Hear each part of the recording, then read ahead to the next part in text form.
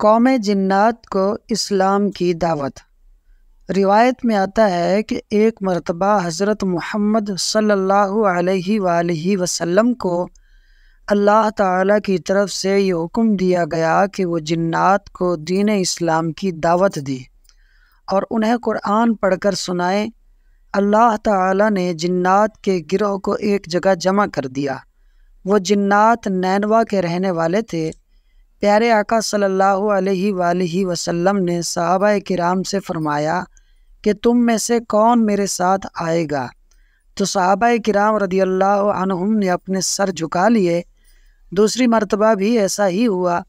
جب آپ نے تیسری مرتبہ ارشاد فرمایا کہ تم میں سے کون میرے ساتھ آئے گا، تو حضرت عبداللہ بن مسعود رضی اللہ عنہ فرماتے ہیں کہ میں آپ کے ساتھ ہو لیا۔ فرماتے ہیں کہ میرے علاوہ آپ کے ساتھ دوسرا کوئی نہیں تھا۔ ہم چلتے رہے یہاں تک کہ مکہ مکرمہ کی وادی شعب الحجون میں داخل ہوئے۔ نبی پاک نے میرے گرد ایک دائرہ کھینچا اور مجھے اس میں بیٹھنے کا حکم ارشاد فرمایا اور تاکید فرمائی کہ میرے واپس آنے تک یہاں سے باہر نہ نکلنا۔ پھر آپ صلی اللہ علیہ وآلہ وسلم وہاں سے تشریف لے گئے اور کھڑے ہو کر تلاوت قرآن مجید کرنے لگے۔ میں نے گدھ کی مثل اڑتے ہوئے پرندوں کے پروں کی پھڑپھڑاہٹ سنی۔ میں نے شدید شور بھی سنا، حتیٰ کہ مجھے نبی کریم صلی اللہ علیہ وآلہ وسلم کے متعلق اندیشہ ہونے لگا۔ پھر بہت سی کالی چیزیں میرے اور آپ صلی اللہ علیہ وآلہ وسلم کے درمیان حائل ہو گئیں، حتیٰ کہ مجھے آپ کی آواز مبارک بھی سنائی دینا بند ہو گئی۔ پھر وہ سب بادل کی طرح چھٹتا چلا گیا اور غائب ہو گیا۔ اس وقت فجر کی نماز کا وقت ہو چکا تھا۔ آپ صلی اللہ علیہ وآلہ وسلم جنات سے فارغ ہو کر میرے پاس تشریف لائے اور مجھ سے فرمایا، کیا سو گئے تھے؟ میں نے عرض کی، اللہ کی قسم نہیں یا رسول اللہ۔ میں نے کئی مرتبہ ارادہ کیا کہ لوگوں کو مدد کے لیے بلاؤں، یہاں تک کہ میں نے سنا کہ آپ جنات کو عصائے مبارکہ سے مارتے ہوئے ارشاد فرما رہے تھے، بیٹھ جاؤ۔ تو پیارے آقا نے ارشاد فرمایا، اگر تم یہاں سے باہر نکل جاتے تو کوئی نہ کوئی جن تمہیں پکڑ لیتا، پھر تمہاری خیر نہیں تھی۔ پھر آپ نے فرمایا، کیا تم نے کچھ دیکھا؟ میں نے عرض کی، جی ہاں، میں نے کالے رنگ کے کچھ آدمی دیکھے جن پر سفید کپڑے تھے۔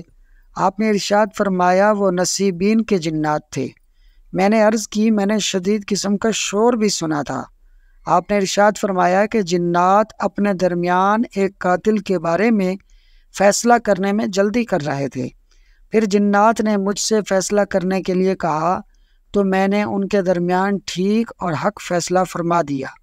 پھر جنات نے جو حضور سے دین اسلام کی دعوت سنی تھی اسے جا کر اپنے قبیلے میں بیان کیا۔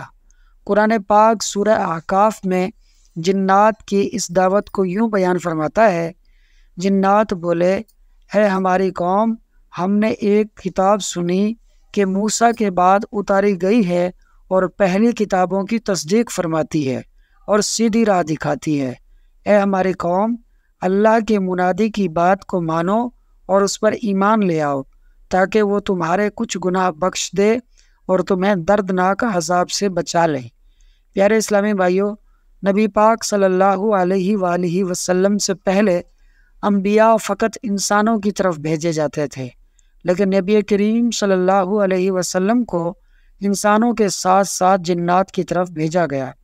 اسی لیے پیارے آقا صلی اللہ علیہ وآلہ وسلم نے ارشاد فرمایا کہ میں انسانوں اور جنوں کی طرف نبی بنا کر بھیجا گیا ہوں۔ روایت میں آتا ہے کہ نبی پاک صلی اللہ علیہ وسلم کے پاس مکہ مکرمہ میں اور پھر ہجرت کے بعد مدینہ منورہ میں جنات کے وفود یعنی گروہ آیا کرتے تھے۔ سبحان اللہ! ہمارے نبی صرف ہم انسانوں کے ہی نبی نہیں ہیں بلکہ جنات کے بھی نبی ہیں۔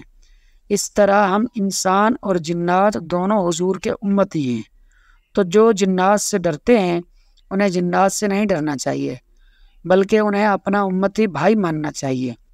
اور اگر پھر بھی کسی کو ڈر لگے تو جو رات کو آیت الکرسی پڑھ کر سوئے تو اللہ تعالیٰ اس کی حفاظت کے لیے فرشتے کو مقرر فرما دیتا ہے۔ اللہ پاک ہمیں شریر جنات اور شیاطین سے محفوظ فرمائے، آمین۔ دوستو ویڈیو اچھی لگی ہو تو لائک اور شیئر کر دیں، اور فاز سنو یوٹیوب چینل کو ضرور سبسکرائب کر دیں۔ شکریہ۔